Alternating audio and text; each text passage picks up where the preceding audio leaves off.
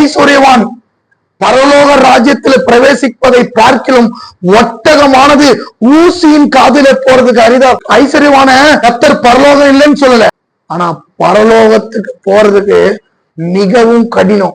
ஏன் ஆண்டவர் பணக்காரனை பரலோக ராஜ்யப்பது ரொம்ப டஃப்ன்றாரு?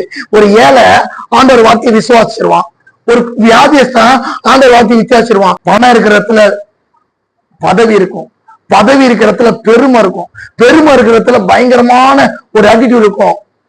ஆனா இயேசுவை விசுவாசிக்கிறது முதலாவது குவாலிபிகேஷன் தன்னை தாழ்த்துறது தான். பரலோக ராஜ்யத்துக்கு போறதுக்கு ஐஸ்வர்யவானுக்கு ஏன் இவ்வளவு டஃப்னு கர்த்தர் சொல்றாருன்னா, அவன் தன்னை தாழ்த்த மாட்டான்யா. சகேயு அவன் இயேசுவை பார்க்கணும்னு ஒரு வாஞ்சையில தன்னை தாழ்த்தி கர்த்தரை விசுவாசிக்கும் போது அவன் வீட்டுல கர்த்தர் நுழைஞ்சார். கொர்நேலியு எவ்வளவு பெரிய பணக்காரன், கர்த்தர் அவனுக்கு அந்த பாக்கியத்தை கொடுத்தார். ஆகவே பணக்காரனுக்கும் கர்த்தர் பரலோகத்தை இடம் உண்டு. எப்படி?